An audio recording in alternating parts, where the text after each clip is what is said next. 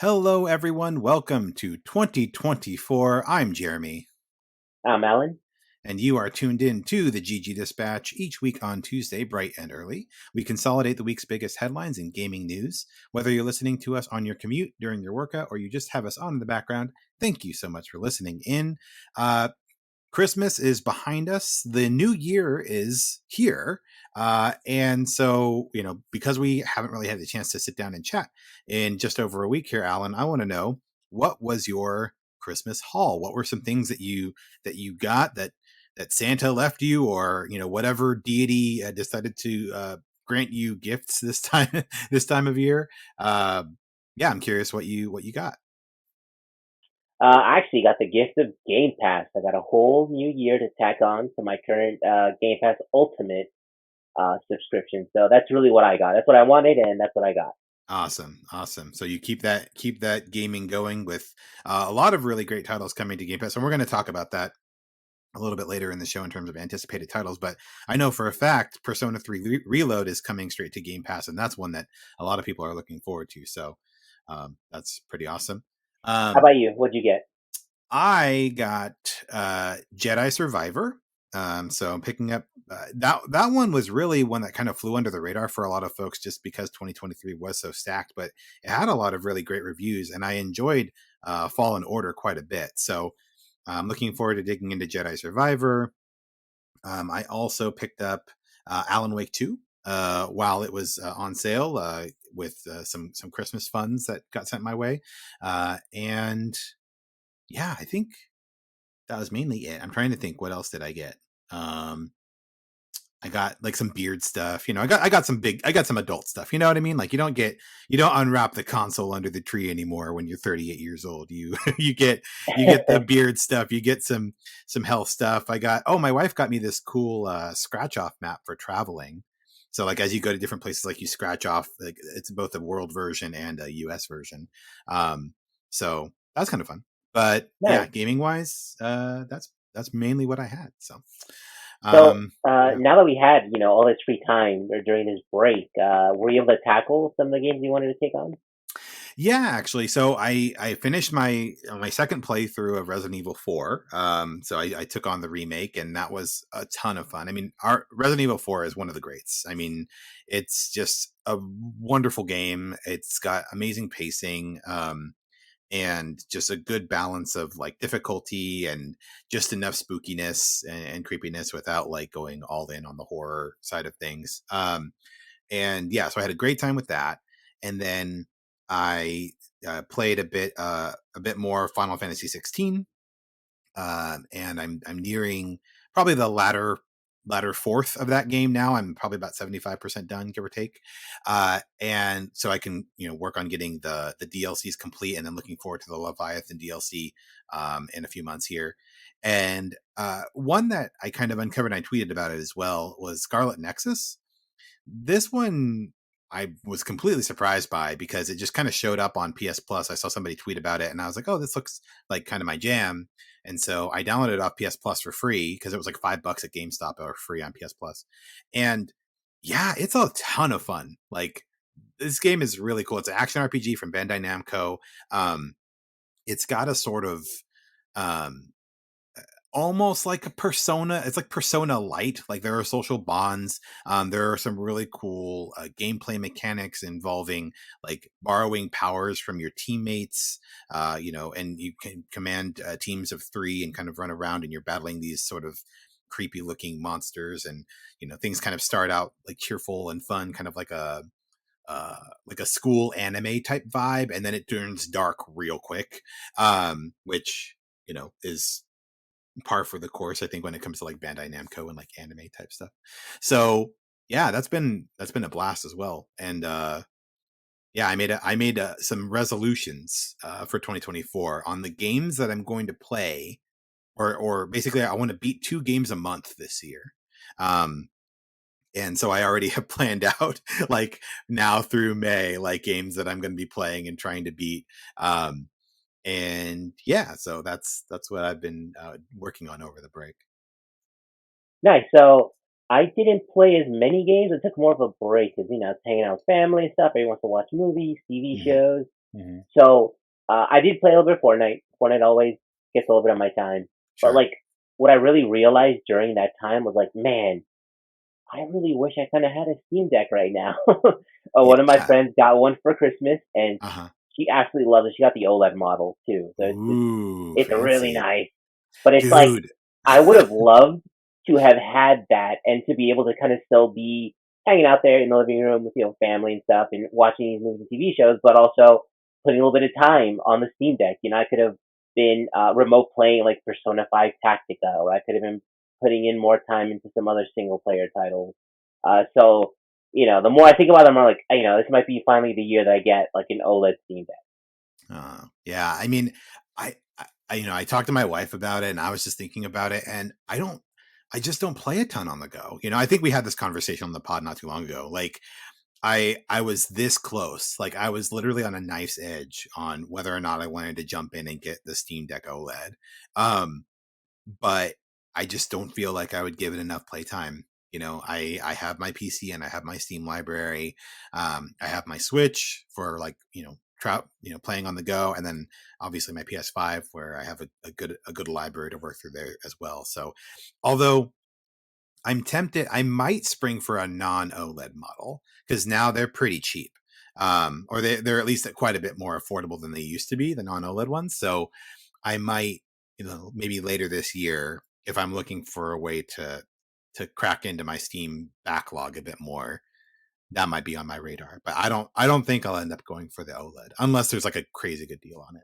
So No, we'll yeah, for see. me, it's about that second screen experience and just having that option of still being there among the family and talking, kind of be part of the whole festivious Yeah. celebration, but still, you know, sneakily putting in a little bit of time into some more games.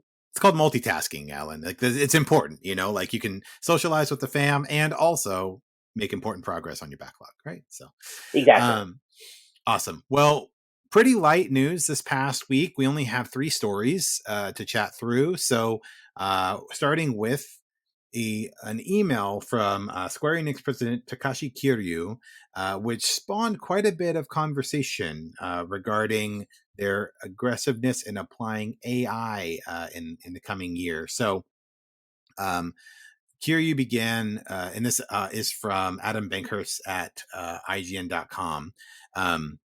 And so in the email, Kiryu began by talking about how AI and its potential implications have long been the subject of academic debate. However, he said the rise of ChatGPT and similar generative AI programs have the potential not only to reshape what we create, but also to fundamentally change the proceeds by which we create, including programming.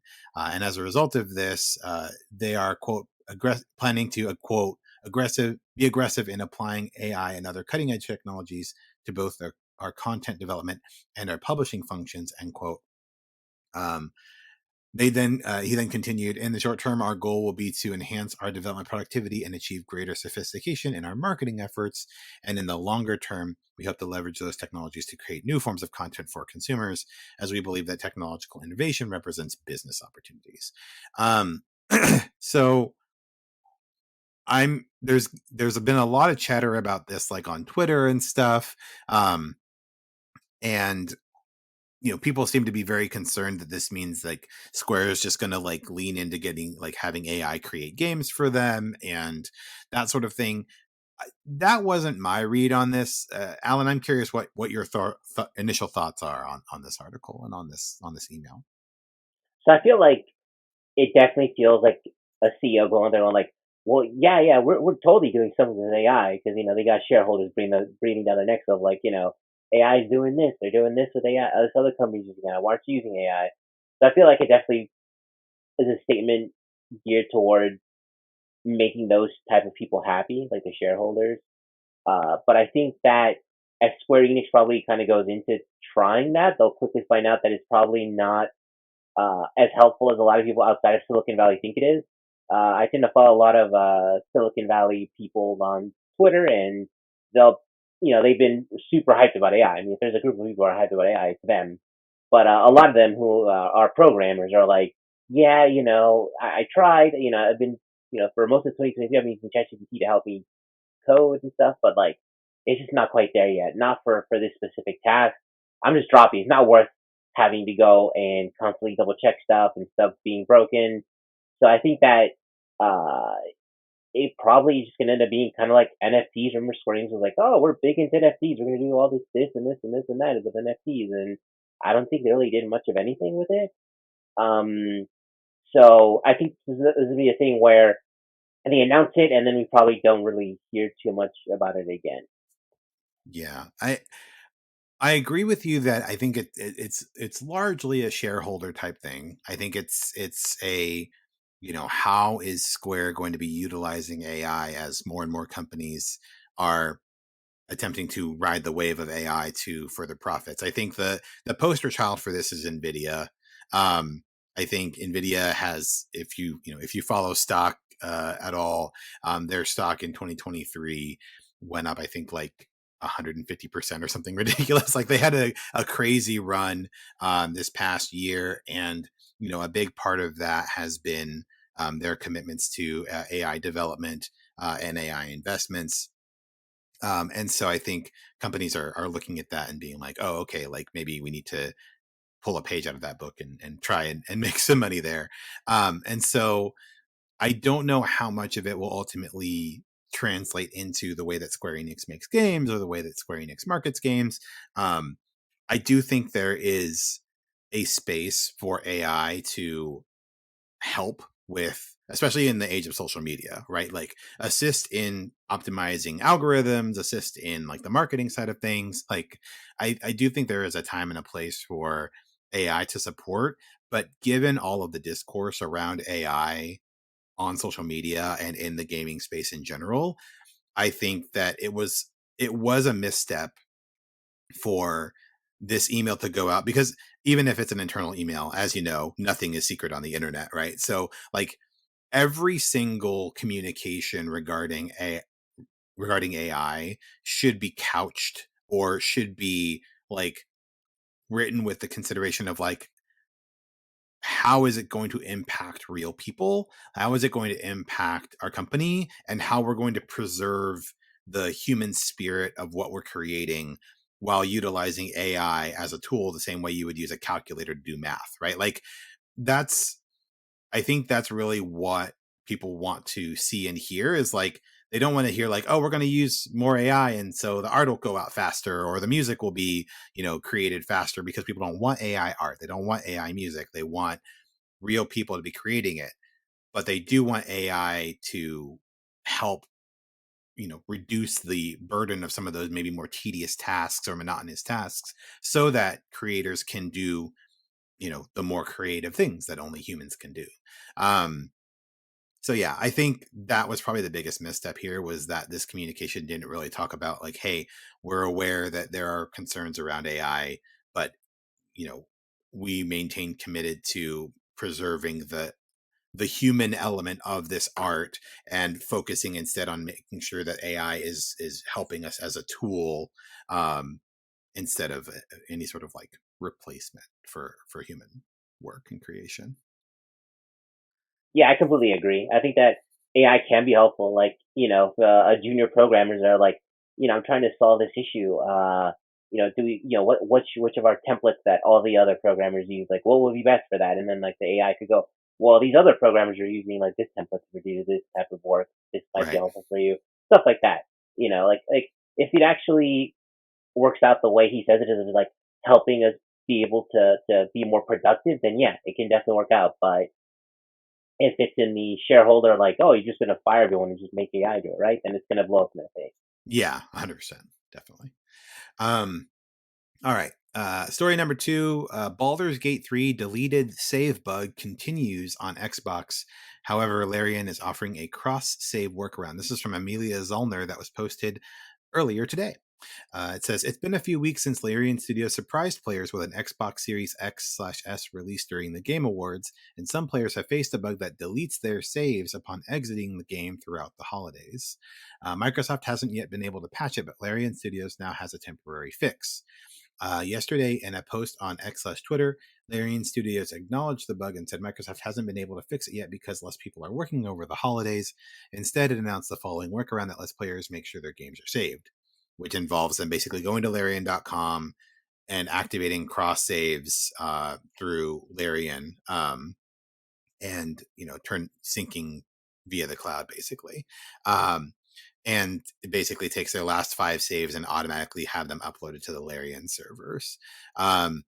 So yeah, it's especially in a game like Baldur's Gate 3, you do not want your save to be getting deleted. So um it's a fantastic title, and we've talked about Larian's sort of commitment to getting it to work on Xbox Series S specifically. X, has the hardware for it, but the S was a bit more thin to get it across the line. But this just, I think, reinforces that argument, right? That Larian is really interested and committed to making sure Xbox players are having, if not the best experience possible, at least like a workable experience, and taking extra steps in during the downtime. So, No, Baldur's um, Gate 3 has had a rough time on Xbox side of things. Having to wait all that extra time while everyone else is streaming it, talking about it, it's winning awards, and they finally get it, and then boom, as you said, this is a bad bug for a game that is, you know, such a has such an insane amount of length, the insane amount of content. To lose that would suck, and to then have to go through this workaround because I mean, how many people are actually paying attention to Larian's like Twitter/X account and figured out how to do these steps to avoid having it erased? Like it's tough, and it also hit at the worst time possible when there's just not that many people working at the moment, which we're off on vacation, and it's probably gonna take a while to get that fixed up. yeah, yeah. So yeah, hopefully they'll get it sorted out and be able to bring all of those Xbox enjoyers of the Baldur's Gate 3 over, and not lose many hours of um, careful planning and or save scumming if they wanted to get the proper ending, or find the right companion, or whatever the case might be. So all right, last story. God of War's Christopher Judge seemingly won't voice young Kratos out of respect for T.C. Carson. This is by Michael Kripe, and this was posted last week on the 27th. It says God of War and God of War Ragnarok's Christopher Judge is uninterested in voicing a younger version of Kratos out of respect for the character's original actor, Terrence C. Carson. Judge shed light on his feelings about the Ghost of Sparta's early days during a live stream event with Streamily. He says that although Kratos is a role he did not want to take lightly, he also wanted to focus on leaving his own mark on the character. He said, I never watched any of the scenes from the earlier God of War games because TC is so great, and I thought it would be a disservice to try to voice match him or anything, nor did they ask for it. Judge said, from the very beginning, it was about making it my own. Judge continued to say that even if PlayStation developer Santa Monica Studio had asked him to work off of Carson's portrayal, he would have said no. Interesting. Well, when highlighting Carson's work, the current Kratos actor added that he was offered something not too long ago, but turned it down. And that has led gamers to basically say, if you have played the Valhalla DLC, I don't think it's necessarily a spoiler, but essentially there is a part of that DLC where younger Kratos appears. And they seem to, at least the older Kratos appears to talk to the younger Kratos. I don't know the full context, but there is a scene with both of them together, and the younger Kratos doesn't say anything. So I think there was probably a plan to have the younger Kratos respond in sort of probably like a banter or like a give and take. And that wasn't done because Christopher Judge didn't want to step on TC Carson's toes / interpretation of the character, which I thought was pretty awesome. I don't know, what's your take on this, Alan? Not at all surprising, considering that. Christopher Judge basically had Sony Santa Monica wait on him to get better in order to voice Kratos in the latest God of War. Mm, He got pretty emotional about that. He basically said like, yeah, I could have just gotten rid of me and just kept going. Said, like you're replaceable. We'll just get someone who kind of sounds close enough to you and just keep moving on. But they didn't. So that again, it just didn't surprise me that he would then, return the favor to another voice actor of like, no, I'm not just gonna like replace him. Go get him and get him to do it again. right, right. Like if he could, exactly. I'm curious too. I mean, like obviously it's been a while. Like TC Carson has done a lot of other work since then, and he's gotten a bit older. But I wonder if he was contacted, or if he would be able to even do the voice anymore. Really, um, but yeah, I think that's a class act of Christopher Judge to pay respect to another voice actor like that. And so yeah, cool story to kind of kick off the year and see people being cool to each other. Um, but yeah, that's the main news articles that we had for this week. But as we head into 2024, of course, the year is going to be chock full of new video games for us to look forward to. Obviously, 2023 was a banger of a year with dozens of amazing games. They just seem to come nonstop all through the year, and some really great games kind of got buried as a result of that. As I was mentioning earlier, like Jedi Survivor, for example, and Octopath Traveler 2 not really getting the attention that I think it deserved at the Game Awards, et cetera, et cetera. So 2023 was a stacked year. 2024 has some cool stuff coming, and I'm curious to hear from you, Alan. What are some games, maybe like 2 or 3 games that you're really looking forward to in 2024? Yeah, so right off the bat, The Last of Us Part 2 remastered. I know that this game got like when it was announced, it got a lot of hate for like, oh, how are we already remastering it and it just came out and stuff like that. But as someone who has the PS4 copy and still kind of hasn't gone to it, it's like another $10 to get better graphics and get like those lost levels and I believe commentary as well. To me, that's exciting. So I definitely want to go back and obviously play The Last of Us Part One remastered, then play through this, sort of in preparation for season two of The Last of Us. So yeah, and also Final Fantasy VII Rebirth is another big one for me. Oh yeah. Like I just want give us the demo. Let me Yeah. play the demo and just play Yeah. through that and do the thing where like you can play through the demo and then kind of keep your progress going through when the main game comes out. So for me right now, those are the two that are like really occupying space in Yeah. my brain right now.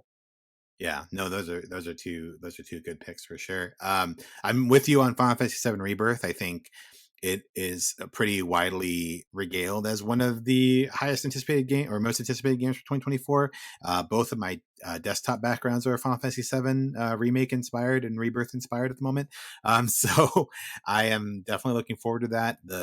The richness of the world, the depth, all the side quests, the ability to explore this new world that they've built for us, or not this new world, but this reimagined, remade world for us.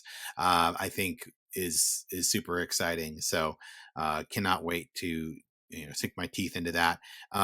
But a couple other games that I'm really looking forward to: Unicorn Overlord from Vanillaware. This one is coming out, I think, in a couple of months. I think either February or March. I don't remember. They haven't released a game since I what was it, Dragon's Crown in 2013, and then before that they had Odin Sphere, which was oh no, they had Demon Blade Muramasa and then Odin Sphere around there at that same time, and they just have such a unique visual style. It's a tactics based RPG that's going to have a lot of really cool like mechanics involved, and so I'm really excited about that. And then the other game that's sort of sticking out for me right now is Dragon's Dogma 2. And so this one I actually kind of got pointed to a little bit later on. I wasn't familiar with the original Dragon's Dogma, but there is a lot of excitement for Dragon's Dogma 2, which is set to arrive on March 21st. It's a single player narrative driven action RPG, and folks are comparing it to, like Skyrim and that sort of thing. There's a lot of really cool mechanics in this game as well.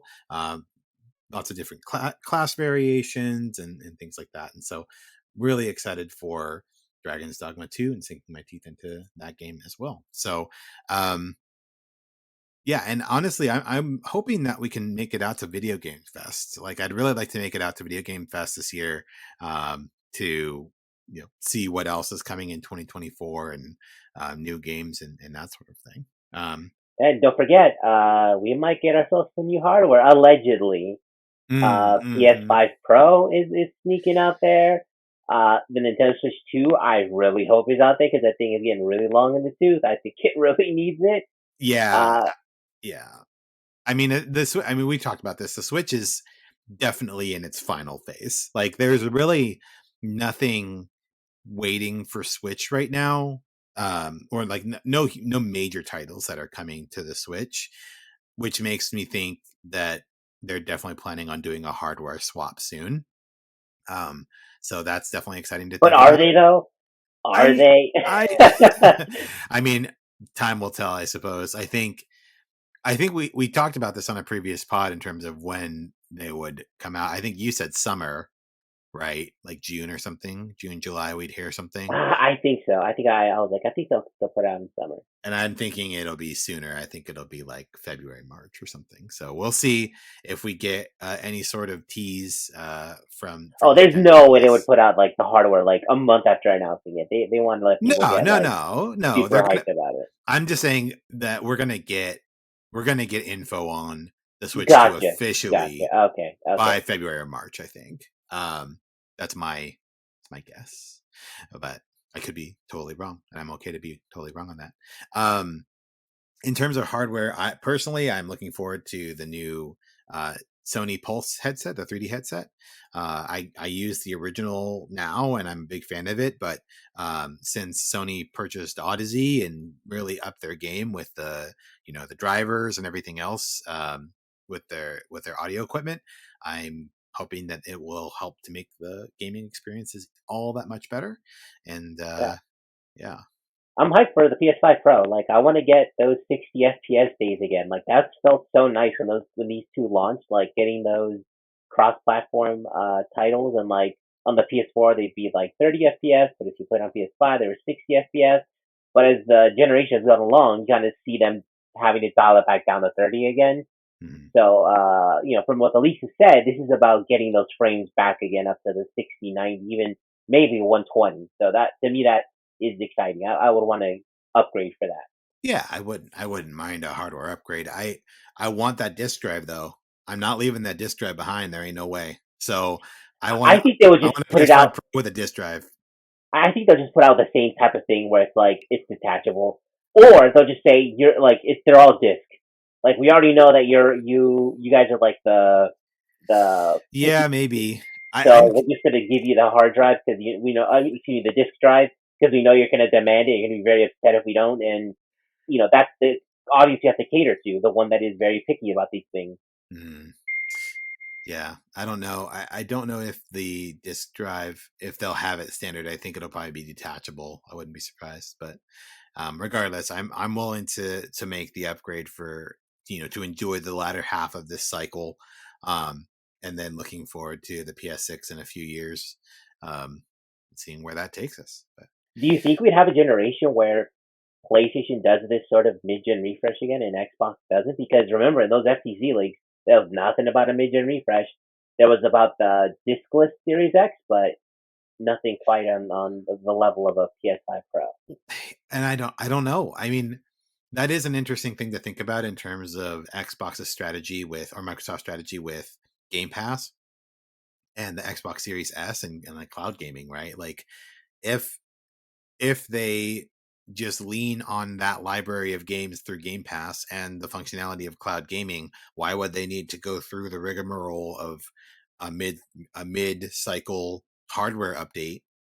Um, they wouldn't need to, right? So they could just kind of keep expanding the Game Pass library, and the cloud gaming would be able to deliver all the performance that the player would need, um, which could give them a leg up over Sony when it comes to overall operating costs and overhead and that sort of thing, because Sony's out here putting out a 3 or 4 year or mid cycle piece of hardware that then has to go out and sell a certain amount of units, and they're only making a certain profit margin on each unit and that sort of thing, whereas Xbox is able to just sort of one and done, develop it and then let it ride. So Yeah, but like I do wonder if that's a misstep because there is something to be said about Sony saying our box is the best box and it's the best box by a long shot. hmm. Like I do wonder, especially with Yeah, the console wars and people saying getting on TikTok and social media and talking about all the the specs and the frame rates, and I do wonder if how damaging that would be to Xbox as a brand of like, if you want the lighter box, you go, you get the Xbox. If you want the sure, best box, you get sure. the PlayStation. Yeah, I don't know. I'm curious to see. Yeah, yeah, it'll be interesting. And it's weird.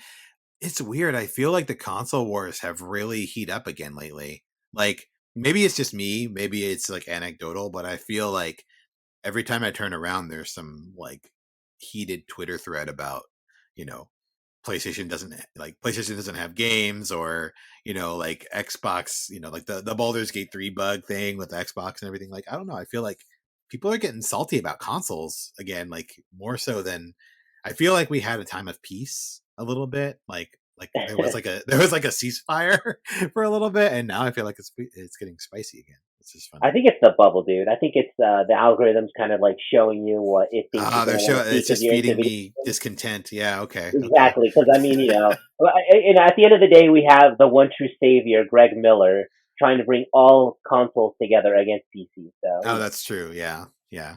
One true savior. I would never tell Greg Miller to his face that I game on a PC at all. So I only have my PS5 and my Switch as far as Greg Miller is concerned. Um, so, but yeah. All right. I think that's everything that we have. I don't think we have a deals corner. It's we were past the holiday. There were some good deals to be had. I think Sony is still doing its digital sale for the next like week. So yeah, if you missed out on any of those, make sure to take advantage of them. Um, although it's a good chance to remind people that Last is Part Two again. With the if you have the PS4 version, you can just upgrade for $10. I mean, it's not a bad deal. To no, the no, Yeah, and that's why I was like, why are people so upset about this? Like, if you already own the game, pay $10 and then you get like all this upgraded stuff. And if you don't want the game, then don't buy it. Like, I don't know. And some people, they'll go and you can buy the PS4 version, then just pay the $10 for the upgrade. And that's a hack we talked about before too. So, um, all right. Well, that'll do it for our first episode of 2024. Hope you all had a wonderful, safe new year, and that you're looking forward to what's to come in gaming and beyond for your personal life and career, whatever your goals are. Wishing you all the best. If you broke a resolution already, no worries. Tomorrow's a new day. But until next time, I'm Jeremy. I'm Alan. Keep gaming. See ya.